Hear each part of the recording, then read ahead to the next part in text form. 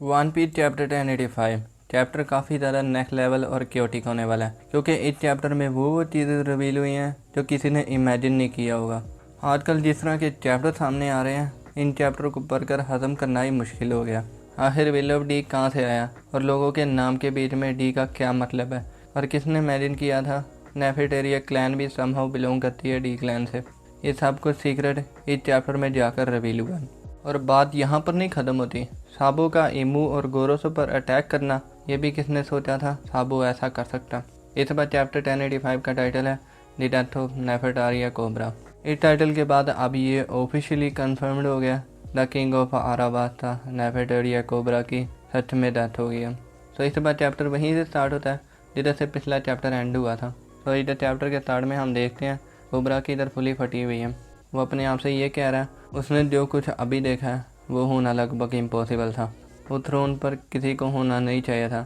Emu इधर cobra से कहती है मेरे पास तुम्हें बताने के लिए सिर्फ दो चीज़ें हैं और इसके बदले में मैं तुमसे सिर्फ एक ही सवाल पूछूंगी। आगे बढ़ने से पहले मैं आपको ये बताना चाहता हूँ इमू सामा इधर एक थर्ड पर्सन में बात कर रही है। वो अपने आप को मुँह कह के बुला रहा है। कोबरा इधर अभी भी शौक में है और खांसते हुए बोलता है इमू, ये नाम लगता है मैंने कहीं पर सुना है। ये कोइंसिडेंस भी हो सकता है, लेकिन ये नाम one of the first 20 Kings में से एक पर्सन का नाम था। अभी कोबरा ने अपनी बात मुकम्मल ही नहीं की। इमू इधर कोबरा से कहती है साइलेंस, अगर तुम इसका सवाल पूछोगे भी तो फिर भी मैं तुम्हें नहीं बताऊंगा। बस इतना शुक्र करो, मैं तुम्हें कुछ चीज़ें बताने वाली हूँ। फर्स्ट, डी वो लोग हैं जो पास्ट में हम लोगों के एनिमीज थे। हालांकि इन रिसेंट डी लोगों को कोई भी आइडिया नहीं होगा इस डी के पीछे का क्या मतलब है। कोलस जो वॉइड सेंचुरी का सच जानने के लिए बहुत ज़्यादा मेहनत कर रहे हैं, और दूसरी तरफ पायलट दुनिया भर में पोनेग्रिफ खोजने में लगे हुए हैं। ये सब कुछ 800 सालों पहले क्वीन लिली की एक छोटी सी गलती की वजह से हुआ। अगर उस दिन उसने ये मिस्टेक ना की होती तो आज ये पोनेग्रिफ पूरी दुनिया में नहीं फैलते। अगर एक लम्हे के लिए इन चीज़ों को साइड पर रख दें और बाद में हुए इवेंट पर नज़र डालें, तो क्या तुम्हें लगता है कि ये पोनेग्रिफ का पूरी दुनिया में फैलना एक बहुत बड़ी मिस्टेक थी, या ये सब कुछ अच्छी तरह से प्लान किया गया। आगे इमू के बोलने के दौरान सारे 5 एल्डर्स अपने अपने वेपन्स निकाल कर कोबरा के सामने रख देते हैं। आगे इमू कहती है या कहता है इन सवालों के जवाब ज़रूर उस लिली के लेटर में होंगे जो तुम्हें आराबास्ता में मिले हैं। कुछ ही देर पहले तुमने क्या मेंशन किया था, queen Lily of the Nefetaria family. मैंने सही कहा ना? लेकिन उस लेटर में उसका असल फुल नेम क्या है, जरा मुझे पढ़कर तो सुनाओ। ये सुनकर कोबरा घबरा कर 5 एल्डर्स से पूछता है अगर मैं यहाँ पर झूठ बोलूँ तो क्या तुम लोग मुझे जाने दोगे। आगे 5 एल्डर्स में से एक बड़ी मूंछों वाला बुढ़ा कोबरा से कहता है तुम्हारा फेट उस मोमेंट से ही डिसाइड हो गया था जब तुमने ग्रेट इमू को देखा। इसी के साथ आगे हम देखते हैं तब ये सब कुछ दूर से देख रहा होता है और सुन भी रहा होता है, और पीछे कोबरा जो लेटर में लिली का फुल नेम लिखा हुआ था वो इमू को बताता है। क्वीन लिली का रियल नेम है नेफेटारिया डी लिली। डी का नाम सुनते ही एक बहुत बड़ा ब्लैक एरो अपीयर होकर कोबरा के पेट के आर पार हो जाता है। इसी के साथ साबो सडनली अपीयर होकर गोरोसे और इमू पर फायर अटैक करता है, और इस अटैक का नाम है समोटर मेट। आगे इमू को पता ही नहीं चलता साबो का ये अटैक कहाँ से आया, और एंड मूवमेंट पर इमू एक बहुत बड़े मोन्स्टर में ट्रांसफॉर्म होकर इस फायर को निकल लेती है, और अगले पैनल में हम देखते हैं साबो इनके बीच में आकर खड़ा हो जाता है। और इधर 5 एल्डर्स पता नहीं किस चीज़ में ट्रांसफॉर्म हो रहे हैं, और ऊपर इमू ट्रोन से नीचे उतरकर साबो के पास आ रही है। अभी तक क्लियरली मुझे ये दिखाई नहीं दे रहा ये क्या क्या बने हुए हैं, क्योंकि हर बार की तरह ओडा सेंसे ने इनकी पावर को छुपाने की कोशिश की है।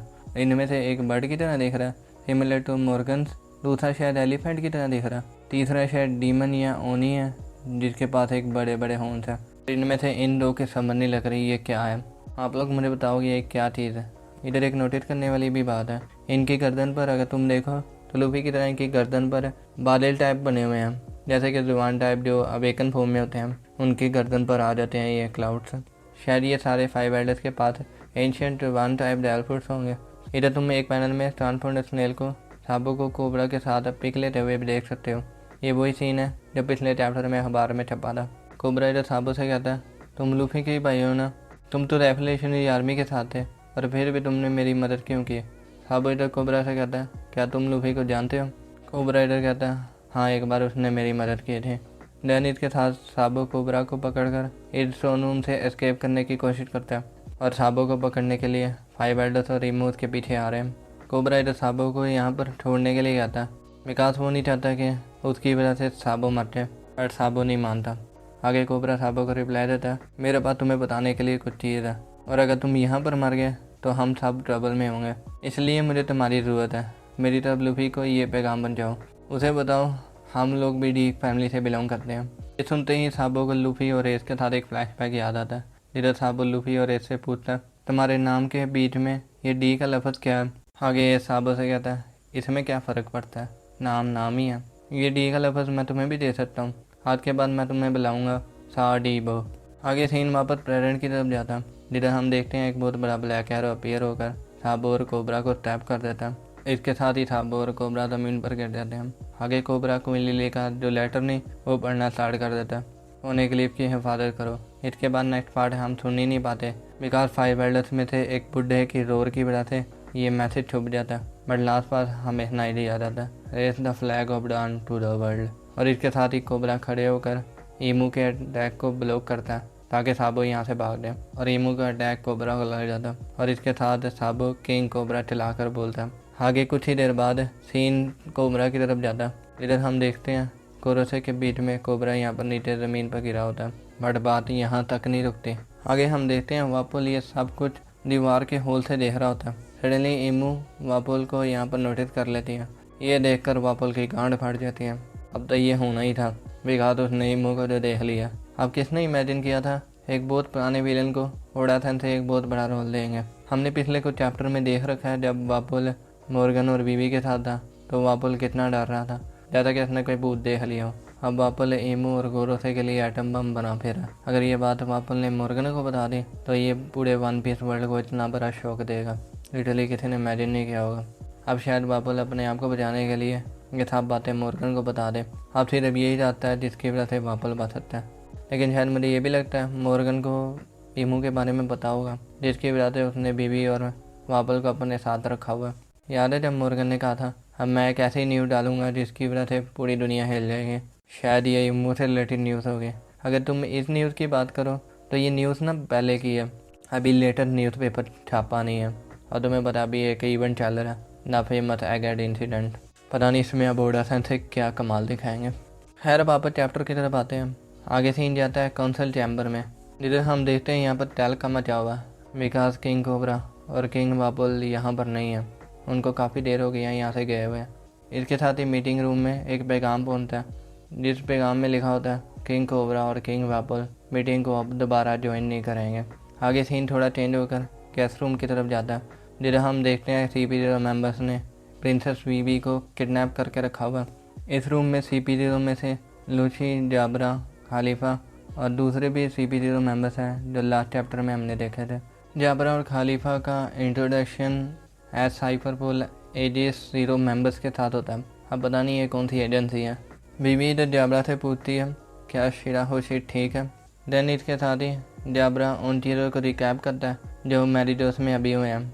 सेंट चार्ल्स के अगेंस्ट इंसिडेंट होने के बाद लियो और साई ने ये अनाउंस कर दिया कि वो लोग साहेड फ्लीट में से आते हैं, मतलब उनका कनेक्शन साहेड के साथ है। और दूसरी तरफ एडमिरल फुजीतोरा यहाँ पर जितने भी गुलाम्स थे उनको यहाँ से भागने के लिए रेवोल्यूशनरी मेंबर्स की मदद करता है और इसके लिए ग्रीन बुल फुजीतोरा पर चला रहा है। अभी ये बात हुई ना फुजीतोरा की। आगे बीवी यहाँ पर सोच रही होती है कि अब वो यहाँ से कैसे भागे, तो सडनली अचानक से वापोल दीवार खाते हुए इस रूम में एंटर कर जाता है, जिसकी वजह से यहाँ पर CP0 डिस्ट्रैक्ट हो जाते हैं और इसी सिचुएशन का फ़ायदा उठाते हुए बीवी वापोल को पकड़कर यहाँ से भाग जाती है। आगे चैप्टर एंड होते होते हम इधर देखते हैं VP और वापोल यहाँ से भाग रहे होते हैं और रास्ते में वापोल की बीवी और वापोल को एक साथ देखकर शॉक हो जाती है। बीवी इधर वापोल से पूछती है तुम कहाँ पर जा रहे हो वापोल। वापोल इधर कहता है मैं अब इस दुनिया के एंड तक भागने वाला हूँ जहाँ पर कोई भी मुझे नहीं ढूंढने वाला। बीवी इधर कहती है मुझे भी अपने साथ ले जाओ। एंड पर वापोल की बीवी वापोल और बीवी को इकट्ठा देखकर यहाँ पर शॉक हो जाती है, ये कहते हुए कि वापोल किसी दूसरी लड़की के साथ भाग रहा है। एंड आगे eloping to start a life on the run line के साथ चैप्टर 25 अब ख़त्म होता है और अगले भी एक चैप्टर ब्रेक पर नहीं है। अब आप लोग मुझे कमेंट्स में बताओ चैप्टर पढ़ने के बाद आप लोगों का क्या रिएक्शन है, अगले चैप्टर के लिए एक्साइटेड हो कि नहीं। तो वीडियो को अब यहीं पर ख़त्म करते हैं। अगर आपको थोड़ी सी भी वीडियो अच्छी लगी है तो सब्सक्राइब कर सकते हो, और अगर नहीं भी तो फिर भी सब्सक्राइब कर सकते हो। अब मैं आप लोगों से मिलूँगा अगली वीडियो में, तब तक के लिए टेक केयर, बाय बाय।